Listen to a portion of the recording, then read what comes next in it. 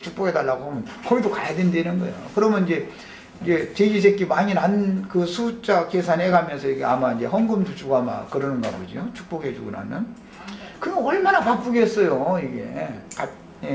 밭에서 나름대로 밭이라는 게 주님의 교회를 상징하는 것인데, 고린도전서에 보면 밭이라는 게 교회라고 되어 있죠? 밭에서 일을 하는 사역자들이 주님을 맞을 때 벗은 채로 주님을 맞게 하는 것도 저주입니다. 자기가 지금 하는 일이 정말 주님께서 받으시는 봉사인가를 돌이켜봐야 되는 거잖아요.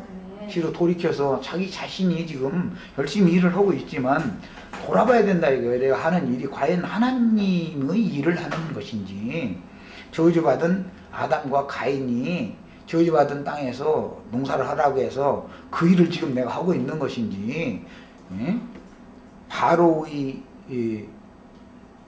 포로가 되어진 이스라엘 백성들이 땅 파는 일과 흙이기는 일과 벽돌 굽는 일과 그런 것을 하는 건 그건 저주지, 그게 축복이 아니잖아요.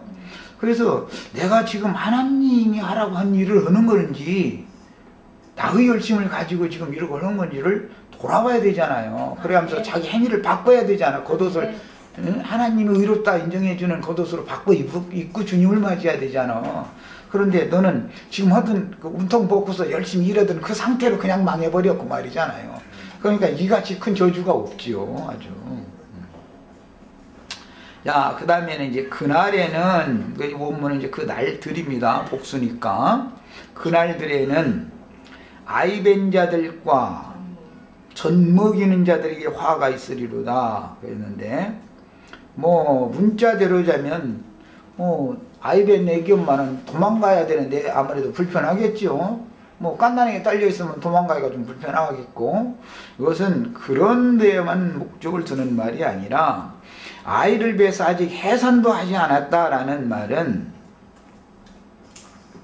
이 아이가 하나님의 자녀를 잉태한 것인지도 의심스럽거니와, 뱀씨를 받아가지고도 육적 장자를 첫 번째 낳는 건 다, 그러니까 이게 다 지금 육체로 하나님 섬기는 사람들에 대한 저주를 하는 말이니까, 이 여자의 이제 믿는 아이 벤 자라든지 저를 먹이는 자라는 건 이제 여자의 일인데, 여자는 잉태하는 수고와 해산하는 고통을 크게 더한다, 이제 여기서 이제 나오는 말인데, 이 여자라는 것은 어떤 여자는 뱀을 잉태하고 해산할 수도 있고, 어떤 여자는 그리스도를 잉태하고 해산할 수가 있으니까 이걸 구분을 잘 해야 된단 말이에요. 잉태하고 해산하는 이야기를 할 때는. 그 다음에 이제 여자라는 것은 예루살렘을, 성경 구약 성경은 모두 예루살렘을 여자로 상징합니다. 예루살렘을. 그리고 그건 예루살렘은 이스라엘 나라 전체를 대표한다 이 말이야. 그래서 어머니 성읍이단 말이야, 예루살렘은. 그래서 예루살렘은 우리 어머니다 이렇게 말하잖아요. 갈라디아서 같은데. 그런데 예루살렘이 하나님이 원하는 하나님의 자녀를 잉태하고 해산을 해서 완전히 다 그들이 추수가, 지금 현재는 그들은 추수가 다 된 상태예요. 지금은 이제 심판주로 오시는 얘기를 하니까 예루살렘의 아들들은 다 걷어갔어요 지금. 그래서 아직도 해산도 못하고 젖을 먹이는 중에 있다라는 말은 육신의 자녀를 잉태했는데, 이것은 이제 민수기에 보면 이제 이따 살펴볼 겁니다만 헛되가 불러온단 말이에요. 남편과 정상적인 남편과의 관계가 아닌 관계에서 남편이 보니까 의심스러워, 내 아내가 저기 아무래도 실행한 것 같고 뭐 하는 짓거리가 좀 뭔가 낌새가 이상해. 그럴 때는 제사장한테 가서 고소를 하게 돼 있죠. 이제 우리나라로 말하면 이제 가정법원에 갔다 이제 이혼 청구를 해서 고소를 하는 거잖아요. 그런 식이죠. 이제 고소를 하면 그 이상하게 합니다. 그것도 이스라엘 사람들 하는 거 보면 또 이상해. 또 저주의 쓴 물을 마시게 만들어. 그래가지고 뭐 넓적다리가 떨어져 나가고 뭐 헛배가 막 불러온다는 거거든요. 그러면은 자기 남편은 나하고 함께한 적이 없는데 배가 점점 불러오니까 이게 분명히 뭔가 잉태를 했잖아 지금. 근데 이것은 정상적인 남편의식으로 잉태한 게 아니다라는 말이잖아요. 남편 의심이 이제 발각이 된 거죠, 말하자면. 그러면 그는 이제 저주를 받아가지고 이제 죽는 거예요, 이제 이스라엘 백성 중에서 이제 저주가 되고 이제 그 우스갯거리가 되는 이제 이게 이런 이야기인데, 이런 게 뭐냐. 기독교라고 하는 사람들이 기독교계가 지금 그 음녀의 일곱 머리들과 간음을 행해가지고 잉태를 했고 해산을 했어도 늘 젖만 먹는 어린아이도 여전히 육신에 속한 자들이죠. 고린도전서 3장에 보면 너희가 아직도 어린아이가 되어 저지루나 먹이고 단단한 건 먹일 수 없다. 늘 젖만 먹는 자들이라는 것은 초보이통, 그냥 말하자면 질서안 받고 거듭난 것이 다예요. 이 사람들은 그냥 이것에 딱 매달려 있어. 이 사람들은 이거면 다예요. 그 이제 어떤 사람들은 그냥 이것도 아니고 저것도 아니고 예수 믿으면 천당, 이제 불신자 지옥, 이거 이제 그거야. 그 더 이상은 이제 한 발짝도 안 나가. 이런 것은 젖먹이는 자들이고, 그들이 속에는 다 그런 종교적인 거짓말, 진리의 말씀이 아니라 바른 교훈이 아니라 다른 교훈의 씨가 다른 생명을 잉태하고 있다 이 말이에요. 지금 그것은 저주다 이 말이에요.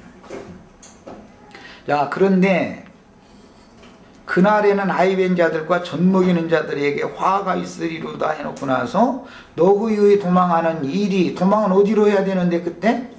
산으로 도망해야 되는데 그 도망하는 것도 일이요. 이제 일은. 그런데 안식일이 됐는데 도망하는 일을 하게 되면 화가 있는 거죠. 딴 사람들은 다 추수되어져 가지고 가서 다 안식에 들어갔는데 이 사람들은 지금 화급하게 그때서 도망을 해야 되니까 이것은 축복이 아니죠. 그래서 겨울에나 농사가 다 끝나서 걷어들여가지고 겨울에는 추수한 거 먹고 편안하게 다 쉬고 있는데 그때서 일을 한다. 이게 도망가는 일을 하는 거예요. 그때서 일을 해도. 그런데 그 도망하는 일이 겨울에나 안식일에 되지 않도록 기도해라 그랬어요. 그러니까 예수님이 이제 그럼 안식일에 관한 말씀을 적용을 하는 것을 이제 지금 이 말씀에서 우리가 이제 알 수 있는 것은, 하나님의 일이라는 것은 세상에 하나님의 말씀, 천국 말씀의 씨를 세상에 경작해서 농사에서 알곡은 거둬가시고 가라지는 가라지의 단으로 묻게 가라지의 단을 치는 자들과 곡식의 단을 치는 자들을 매 세대 보낸단 말이야. 매 세대마다 보내서 하나님이 작정하신 그 수가 충만하게 채워져야 되는데 그것은 양면에서 채워지는 거예요. 밭에서 하나님이 사역을 행하도록 추수꾼으로 보낸 사람은 추수하는 일을 해야 될 것이고, 그 사람에게 그 사람이 증거하는 말씀을 들으러 그 모임에 가서 거기에서 비밀스럽게 양육받아 가지고 온전케 되어져서 하나님 앞에 데려감을 당하기까지는 성도들의 일이지요. 그것이 예수 믿는 것이 하여튼 일이요. 하여간 예수를 믿게 하는 믿음의 말씀, 구원의 말씀을 증거하는 사람들은 사역자의 일이고, 말씀이 증거되면 믿는 거예요. 믿는 것은 성도들의 일이에요. 이것이. 그런데 자기 자신이 믿음의 결국인 혼의 구원을 이루고